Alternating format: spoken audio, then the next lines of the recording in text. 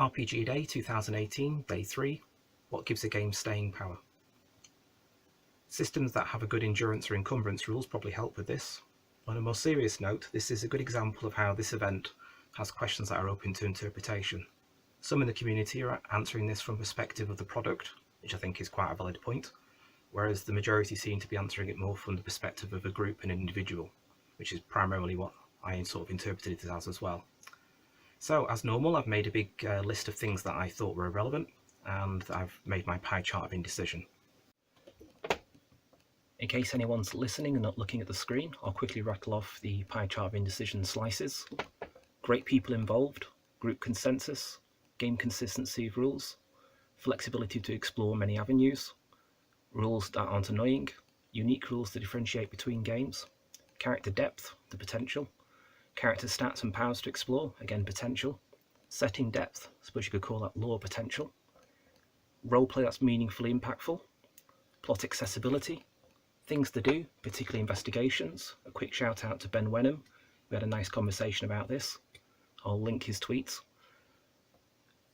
Events early in the game that hooked everyone, interesting supplements, consistency of play, information tracking such as player mail and blue booking, well written and rereadable rules, community, as in the players themselves actually supporting the game, professional support from the company, and probably the last sort of thing of note is stubbornness.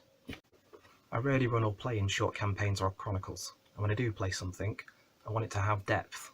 I don't want a sort of ocean-sized puddle that on the surface can look like it has depth there, but when you go into it, you just barely get your feet wet. Now this obviously can be achieved in multiple different ways, which is sort of the nature of this question from a group individual perspective. I think you can achieve it partly with powers to explore, so when people are planning out their characters, they know sort of roughly where they want to go with things. But I think the crucial part is when the character actually has a reason to be invested. And when you're doing investigations in a game in particular, why are they investigating?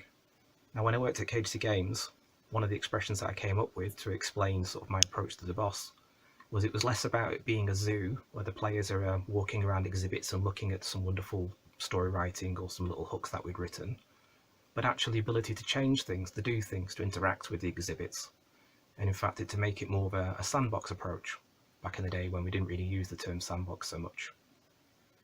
Now if a system hasn't annoyed the group, and my main group tends to not care about system, I think it comes down to a fusion between the player and the GM, the long-term investment, people then tend to actually want to play, and as Rudeslingers put it today, the alchemy of play, which I think is a great expression.